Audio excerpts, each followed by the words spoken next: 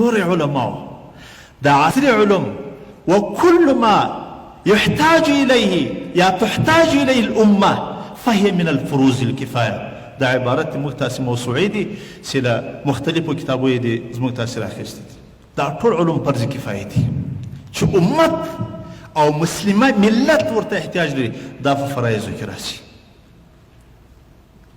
نن چې دغه معاصر اسباب چې موږ تاسې وینو دا د عصري علومو نتیجه ده.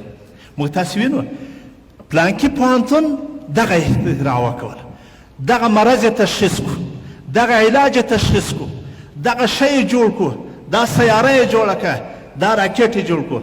دا د پوهنتونونو له اختراعګانو څخه کېږي.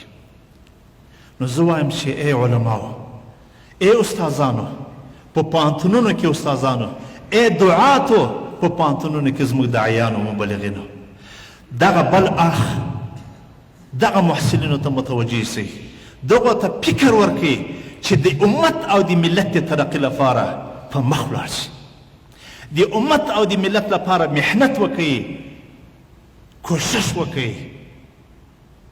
تاسو ته خو که زموږ محصل نن په طبي برخه کې، د کیمیا په برخه کې، په بله برخه کې کوشش کوي، محنت کوي په دې نیت چې د امت لپاره خدمت وکړم، د دې ملت لپاره خدمت، په والله د ده شان لکه د مجاهد داسې ده. فإن نومه نبه كله لله.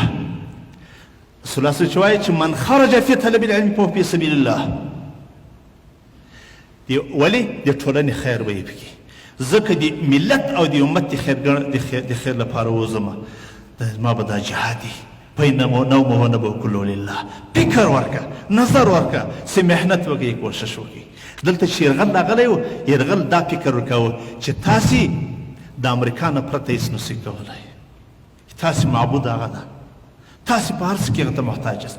ما تا د اسلام نظریه کې به دا یي چې محصله ته د مسلمه امت، د مسلمان ملت د یو بهترین نظام محصل یې.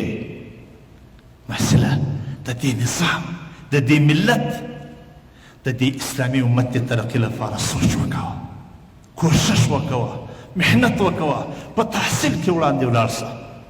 زما استاد هم دا فکر ورکړ.